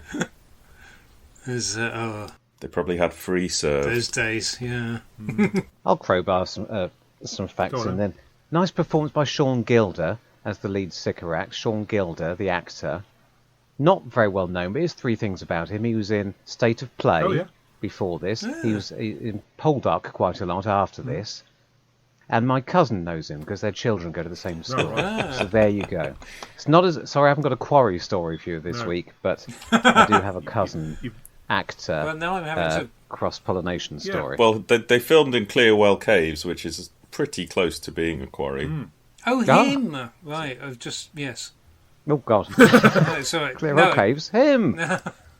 Yeah, him with the face. Him with the face, exactly. They pull the same thing with the Sycorax as they later do with the... Silurians. Yeah, there's a mask and then... Oh, it's still a mask. Yeah. I have mixed feelings about that because the mask designs obviously are more limited from a performance point of view, but are always more interesting from a production point of view. And it's a shame that they can never meet in a middle ground. I mean, particularly the Silurians, I think, was a bigger disappointment because the whole point of the Silurians is that, well, the original point of the Silurians Don't is get that me started. they look like monsters and they behave like people. Yeah. But then you give them the face of people, and then they're people behaving like people, but they've got green skin and they're a bit evil sometimes. So yeah, that was deeply frustrating because the Silurian masks were very promising, but the Sycorax masks I really like as well. But I quite like their sort of face makeup as well. That they look like you can see their musculature under the... We only see the one hero, Sycorax. Yeah. Does that make them the first of many alien races in New Who where there's one, the rest of them keep their masks on and the leader takes it off? Yeah, I think so. There's probably a name trope for that. There should be a name for that trope. Yeah. Let's think of one. Let's not. Yeah, no, he's good. That Sycorax, that's your friend. It was a very good I can performance. dox him. I can tell you which village in Kent he lives in. If you think we should go there, shall I do it? And then Richard will have to edit it out. He'll decide where we stand legally on that. Pop his mobile phone number in. People can text him. Yeah, if I ever do my own convention, he'll be there. Yeah. Talking of legal issues, has anyone read any faction paradoxes? Anyone aware? Because I've seen nasturtiums have been cast about the similarity Not as between much as I should have Sycorax done. and faction paradox, I believe. I did read one of them because I used to know Lawrence Miles at the tavern. He was a very nice chap. He was easily annoyed, so I used to constantly tell him with glee that I'd never read any of this stuff. Just when we're having a good conversation, things are going really well, I'd remind him that I've never read any of it. Just Alien Bodies? No. Alien Bodies? And he said Vile Bodies, but that's Evelyn Waugh. Alien Bodies is, I'm not sure. Is that one of his? That sounds too dull to be the title of a Doctor Who novel. It is one. What is it? I've no idea what you're both talking about. Have you heard of the... Right. Time travelling Miles, voodoo who cult, as I understand it. He invented Faction Paradox in a series of books, Doctor Who books for the BBC in the early 2000s. For a while, it was a big running thread, and he was one of the top names, and he had acquired some sort of importance in the way the storyline was going. And then the editors of the range decided they didn't like working with him anymore and sort of took that running storyline off him and did something else with it. And then he went off and wrote for the Faction Paradox on his own for other people outside Doctor Who. But how does that tie into the Sycorax? Oh, sorry. There are some superficial resemblances. The blood stuff, is it? The important stuff is not... All the important things about the Faction Paradox living in their 12-day empire outside of time have nothing to do with the Sycorax, but the blood magic and the look, skull faces, I believe, are similar. But Giles, were you going to say anything about that? Not particularly. I was just wondering whether anyone had read any and had. It's called Alien Bodies. Yes. I lost confidence on that because I thought nobody wrote a book with the title Alien Bodies. That's really boring. It must have been something more interesting than that, like the Ancestor Cell. Anyway, this is all around the time that they were blowing up Gallifrey in a Time War in the books, and then having to re-engineer things massively in order to bring it back, so that the status quo would be resumed before the TV series came back on air. Just for Russell T Davies to then blow up Gallifrey in a Time War. Yeah. So yeah, when we did the potted history of Gallifrey all those months ago, Richard, I think we might have missed out that particular iteration. Yeah, because I guess I mean I never read those books, any of them. I mean, not just his, but any of them. So I'm kind of. I mean, I've heard of one or two of the aspects of it, but yeah. I've got a feeling everything I said about that was slightly wrong and will make me sound like an idiot. I mean, for example, I've just noticed it's the 11-day empire, not the 12-day empire. So I suppose we could pretend that I could pretend... What's a day between friends? I could pretend I was still riffing on getting everything about it wrong to annoy Lawrence, just in case he's listening. Yeah. Let's go with that. Yeah. Hello, Lawrence. So this, I guess, is the second time we've seen UNIT. They were in the first series in the London one, and now they're in the Tower of London. Were they? I was going to ask you that World because War III, wasn't it? And I think I'm going senile. Because I watched this thinking, good God, UNIT are in it. I didn't remember UNIT coming in this early, and now you're telling me that they were actually in it even earlier than this. Well, there you go. The original appearance of UNIT, they were still the United Nations. Right. Yeah. It was the spoof website that was set up Right. for UNIT that the real United Nations objected to. So they then became the Unified Intelligence Task Force for Christmas Invasion. Right. And the next 15 years, I think. Yeah. And now they're back. Although From outer space. conspiracists suggest that there was no conversation with the United Nations and that it might have been a copyright question mark. Oh, I sort of. Because the BBC Hey, weren't Jimmy sure and if they owned Doodah. UNIT or not. Postman and Lincoln strike again. Possibly. And then But it one wasn't might... them, was it? It was Or Derek Sherwin. Oh, was it Sherwin? Sherwin. But he also was rather, Litigious. well, yeah. He used to grumble a lot of conventions. It may have escalated to litigiousness, but Isn't he seeking damages for the invention of the sonic screwdriver or that's something Victor as well? Pemberton. They're all at it. I thought hang on. Sherwin Does Sherwin wanted... think it was him? Well, they both think. Well, they'll have to I had fight a each other. feeling then. Sherwin thought, because he It'll be Sherwin didn't he versus script Pemberton edit versus it? BBC. Yeah. Well, it's I can't remember. it's I all think immaterial Victor now, Pemberton isn't it? goes around. Victor Pemberton used to go around grumbling that he had invented it, and he'd forgotten that he didn't even invent Right. it. He was so I was going to say so angry with the world, but that was Derek Sherwin that was unhappy. I don't. Victor was very I don't nice really when I believe Victor met Pemberton him. was. Perhaps he Back in just. the day. Yeah. I just found it surprising. So I saw UNIT and I thought, oh, hang on, it was just a jolt to not see Kate Stewart Yeah. in that context. Well, you got a different lead. There's something new every time. There was you indeed, saw them in the yes. first few years, wasn't there? It's all rather Trying sad. to think who's running. That's probably that bloke from Line of Duty killing them all off in between Yeah. stories. It's funny that they didn't. This is reference to the actor Craig. No, I Parkinson. forgot his bloody name now. Craig Parkinson. Craig Yeah. Parkinson Yeah. as the Grand Serpent Yeah. from the Ah, recent yes, that would Flux figure. extravaganza. Yeah. Yeah. Yeah. Oh, I always think of him as the Craze. Yep, that works. Yeah. Because it's funny that Russell didn't establish a standard like a unit family as a connection. It's one of the odder things. It's probably just because he does killing characters off so much. He probably would. Probably intended every time he invented one that they would be the new leader, but then no, they've got to go. He didn't really feel like he ever really wanted them to stay. He sort of brought them in a few times when they were useful, but then kind of bumped them off again. And of course, he was a bit of a flibberty gibbet. He was forever changing his mind or changing his plans, which leads me on Go to on. Harriet Oh, yes. Jones. He's contradicting himself Yes, here, indeed. having introduced her Yes. as a model politician, the sort of people we all would be proud to be represented by. Yeah. And he follows through on the promise of the Great Britain's new golden age from the last time we Yes. saw her. And then apparently, if I'm remembering rightly, as he was writing the end of the story, he found the muse, the character acting of its own accord, and he found that she was doing these awful things which he hadn't planned. He may not have said that. May not have been a reference to Harriet Jones. He used to say that a lot about characters, that they would say and do things that would surprise him. My recollection is that he wanted to include her sort of downfall because of his frustration at the Labour government at the time. Right.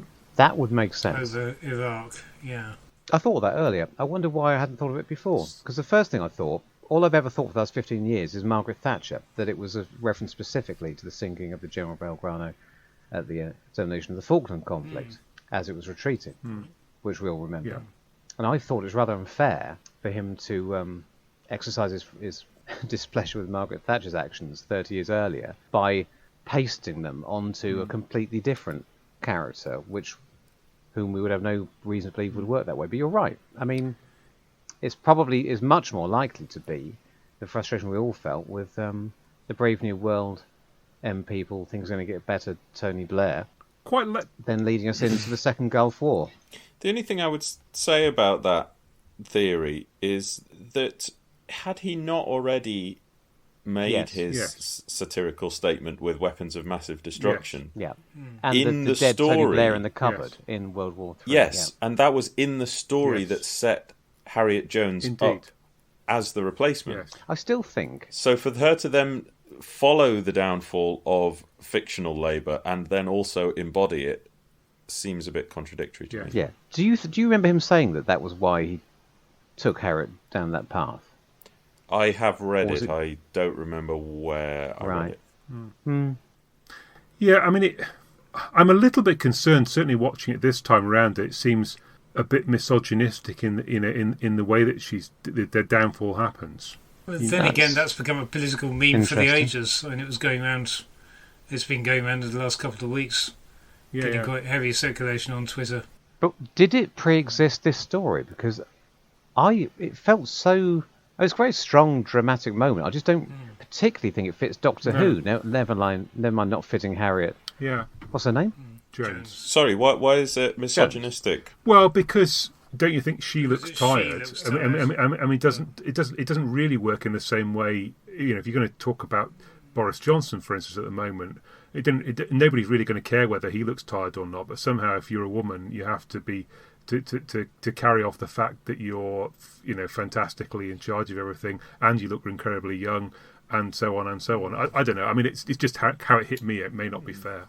I don't know. With Johnson, it certainly feels like people have been giving it both barrels about his appearance and apparent. I suppose that's the apparent physical and mental decline. Advantage of looking like a sort of Frankenstein's homunculus nightmare to begin with is that your decline is obvious. Immeasurable. Yeah. If you look like you've been electrocuted, no one can ever say he hasn't even bothered to do his hair today. Yeah.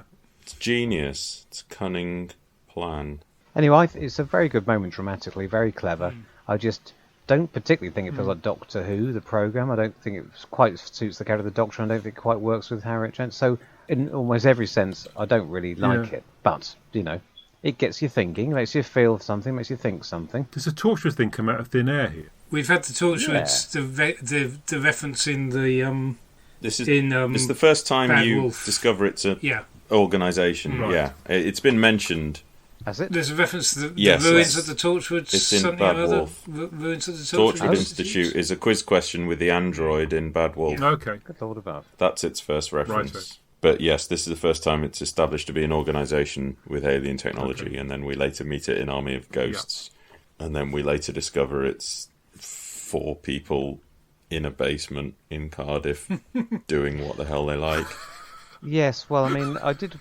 Well, it was bigger at the time of this because it was being run by Tracy Ann Oberman out of... When she asked if... there was Torchwood 1 and Torchwood 2, wasn't there? Yeah. That's true. When somebody asks...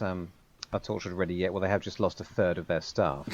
Firstly, my brain was thinking, is that the end of series 2? Which disaster at Torchwood are they talking about this time? And then if it is just the 4 of them, what's the third? 1 and a third of them are up on the roof. I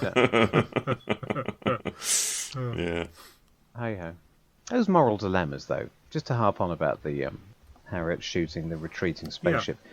They hardly ever work for me in Doctor Who because they always seem to be slightly overplayed. And also when they're translated into a science fiction analogy, there's always a bit of a disconnect, which means it's not quite the same situation. So you just think, but that doesn't quite work. Because you've got the thing where these aliens have promised not to come back. Yeah, they have the ability to conquer the planet. relatively easily, but they And promised not to come back. We specifically just seen their leader being untrustworthy. Yeah. The Doctor Yeah. defeats him in a duel. He promises to I mean, surrender, and then he comes charging at him. So if they're all as untrustworthy as that one, and she saw Yeah. that. Yeah. Also, in a different story, it's the contrivance when I can feel that the writer is skewing everything a particular way because of where he wants it to end. In a different story, if it hadn't gone down the surrender route, it might have been the Doctor had to press the big red button to blow them up, and he would have done, and we wouldn't have batted an eyelid. We would say, oh yeah, well, this week that's all that was left for the Doctor, any action recourse he had. well, like with the fires of Pompeii, yeah. Yes. And I guess, I mean, This is inconsistent pacifism Yeah. showing its rearing its head again. you've got Ethelred the Unready, and the Vikings, and which is it's often trotted out, silly old so and so. Didn't he realise they keep coming back for more gold? So it. I don't know. Yeah, as you say, it's very far from being clear that she's done the wrong thing. Yeah, it's there. a bit pat.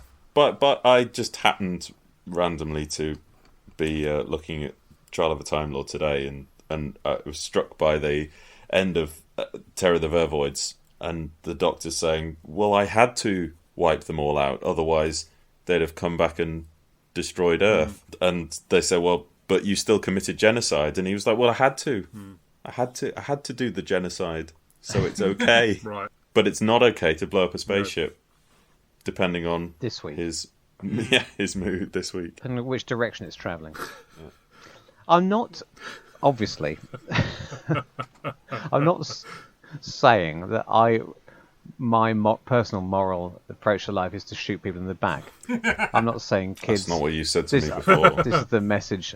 But I mean, Doctor Who isn't designed to send a moral message out to the children, but it will send messages to them. So you have to be careful, aware of what that message will be that they divine from your story, which was primarily produced as an exciting action adventure serial. Yeah. But that's all very well on an individual level to make the Doctor heroic, never cruel and cowardly, and so on. But it's unlikely that children, any viewers, are ever going to find themselves in a situation where an enemy vessel is retreating at speed and they have to pair up life and death over it with an extremely large weapon. So it's not really something you need to worry about, what they're going to take from it. I don't know. In terms of that inconsistency of the Doctor's character, of course, we also get the whole no second chances and that sort of a man thing. Which isn't and really followed up then he on proceeds not to be ever until again. until maybe the specials when he is after all that sort of a man again. I mean, it's not like Penelope Wilton turns to the screen and says, "Rejoice! Rejoice!" Sorry, that's my Margaret Thatcher impression. No, should have prepared you for it. we did get that. Yeah. Well, Oh, good. I just thought it wasn't quite as uncanny as Gillian Anderson. She turned into that red Dalek in the end, didn't she? Yes. Did you fall for that as well? That bit on the ship, the end of the sword fight, it's one of the few bits that I don't get on with from an editing point of view. Oh. It's really messy and logically nonsensical. To have a multifunctional button on the exterior that, when pressed, opens a specific piece of the ledge that the baddie is standing on is just logical nonsense. And why it would exist and how the Doctor would know it would do that. Exactly. Yeah. You could just set it up earlier.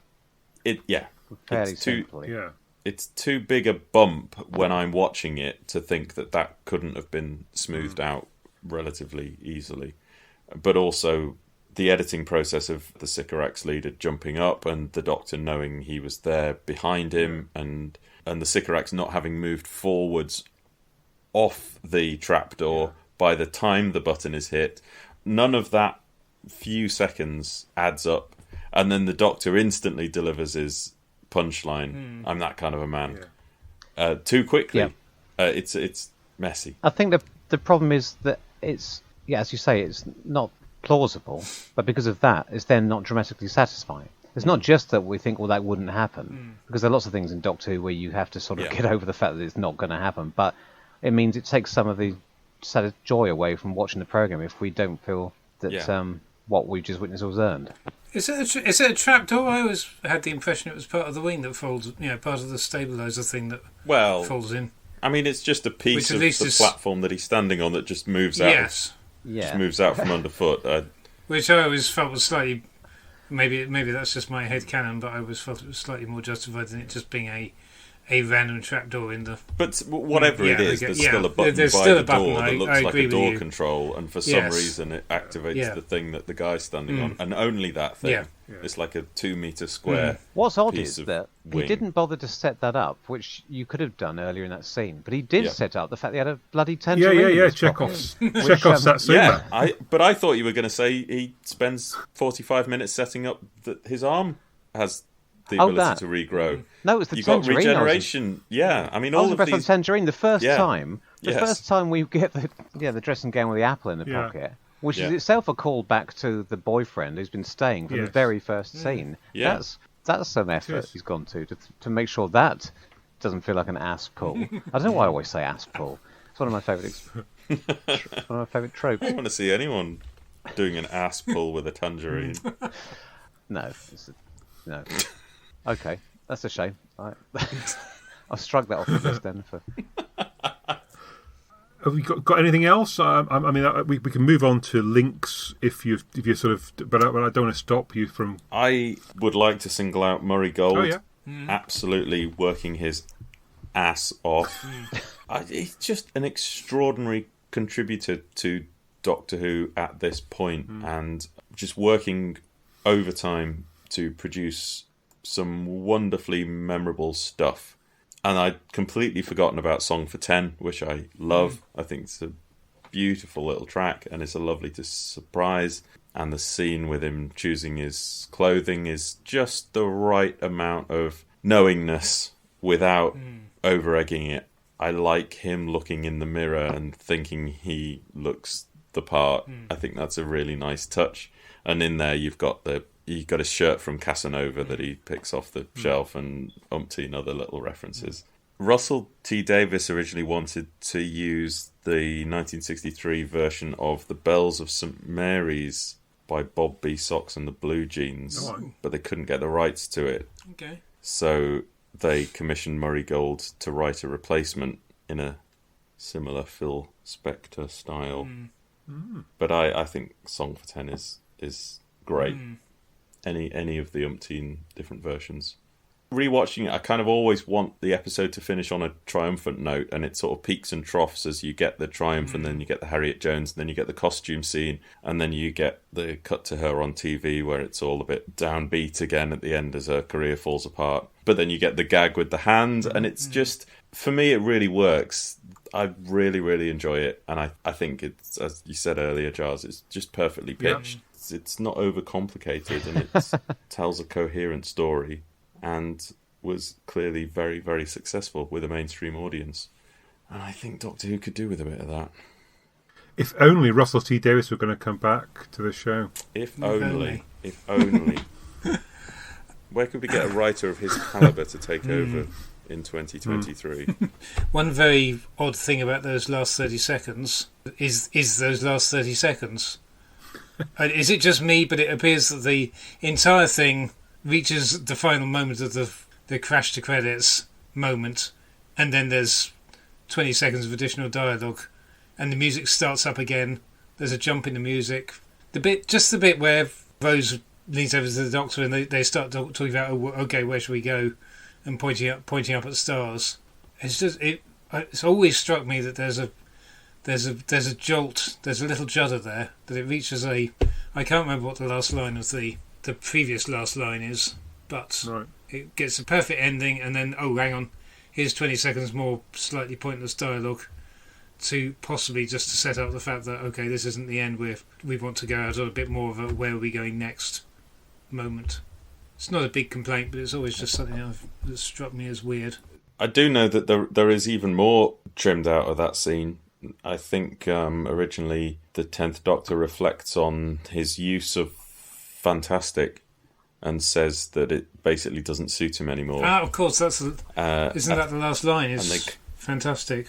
They wanted to make it more forward-looking rather than backward-looking, so there was stuff taken out about the 9th Doctor. Yeah. No, exactly. That's it. And it's I haven't seen them yet, not with these eyes, and it's going to be fantastic. And then it's the music judders. The music sort of having reached a crescendo, restarts slightly differently, and you get the line of the hand and where are we going first. I don't know. I like the line of the hand where she says, "It gives me the willies." Has he got two of them? Got to end there. Not because you can't top that, but because I don't want to. And I was just going to talk briefly about links as we sometimes do. So, I mean, can we in any way... Oh, I remember the link. Can we in any way link these two together? Oh. I've got a couple of kind of trivial things in there, and then maybe we'll discuss thematically.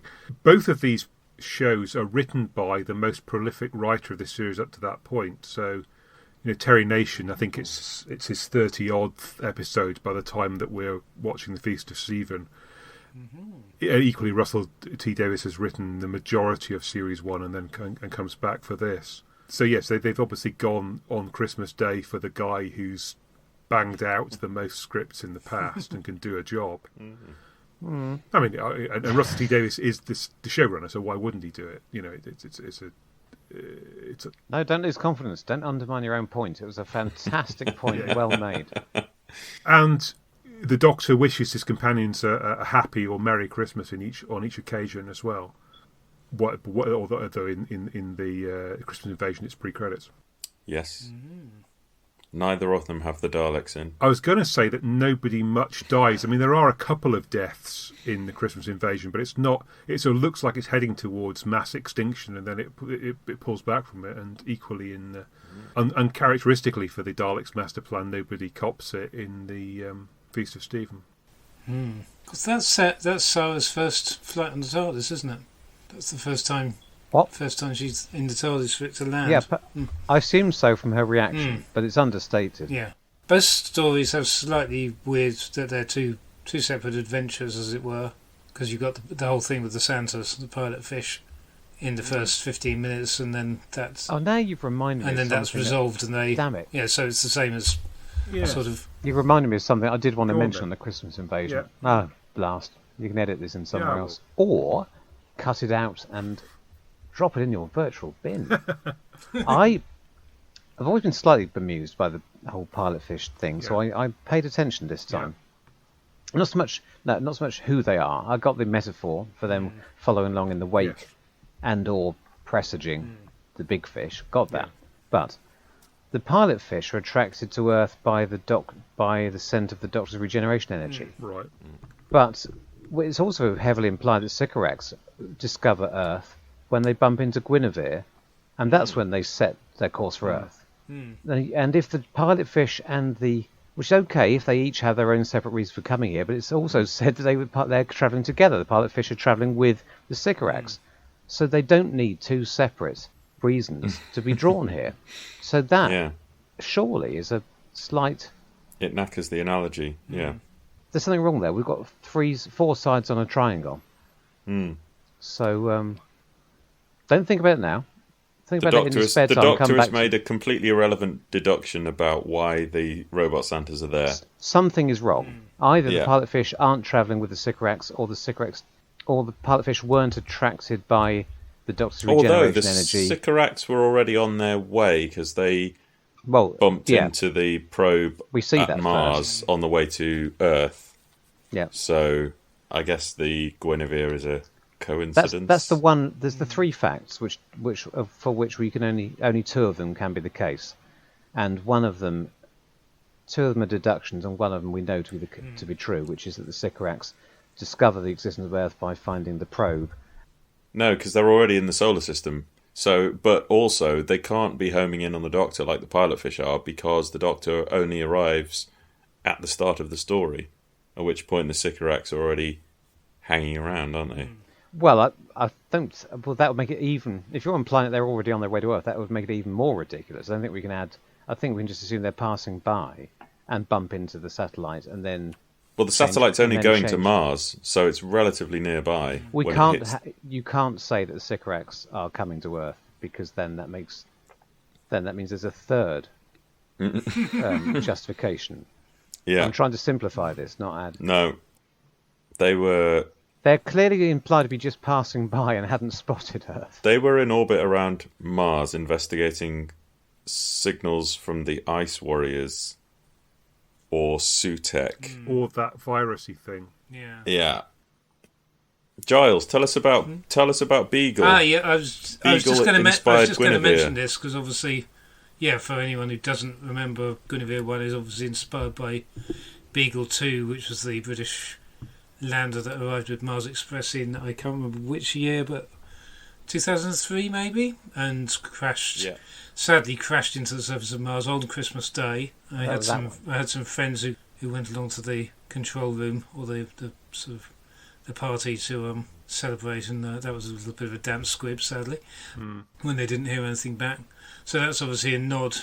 In terms of the story structure and what we were getting onto, though, there's a little bit of a throwaway that the scientist, because they mentioned when he talks about the blood, he also he talks about there being a plaque on there to tell aliens about the Earth.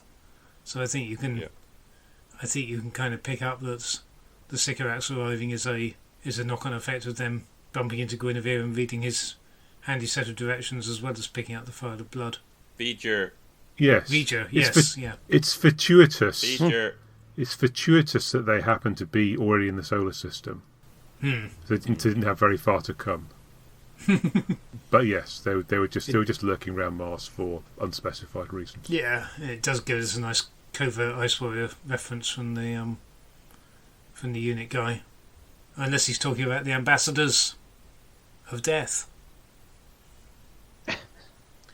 Who knows? Anything else? Any other links? Any other thoughts? Very minor structural thought that, again, doesn't really belong here, but I haven't mentioned it. We haven't mentioned it anywhere else. Isn't the Sycorax ship arrival a great moment with all the windows blowing out? And B, couldn't help but notice watching it on iPlayer that it happens at the exact halfway moment in the story. Once again, you get one of these little structural script turning points where the story changes in a fairly major way at that moment. Is that it? I mean, we've been going for I don't know how long, so it's perfectly sufficient. It's about 4 years now. Yes. Okay, well, look, thanks for bearing with us for our long and varied discussion of Christmas specials. And if you feel like we've got it all wrong, then you can always contact us via our Twitter or some other means, and we'll ignore it completely ahead of the next one. But we'll be back with you early in the new year. We've got one or two ideas about what our next pairings will be. But in the meantime, we've already wished you a Merry Christmas at the start, but we can do it again. So have a great Christmas, and we'll see you soon. Cheers. Merry Christmas, everyone. And a Happy New Year. God bless us all.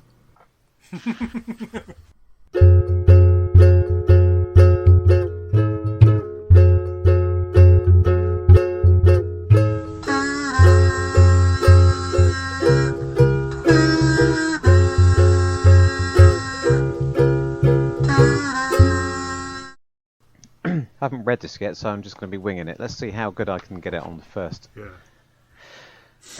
Oh, no, I have read the first line. Yeah. Right. Have you thought about writing it on scenery? You leave it around the place. Sorry, Paul. He's doing this deliberately. The top, darlings. I upset him the other day, and now he's going to try and sabotage me in lots of very small microaggressions that you two won't notice. You upset me every day. Oh, do I want to talk about this or not? Well, give it a go. We can always cut it. No. I don't know if I do. I was do a big. If you don't like the sound of it, do a big swear at the end. So I'm not going to bother.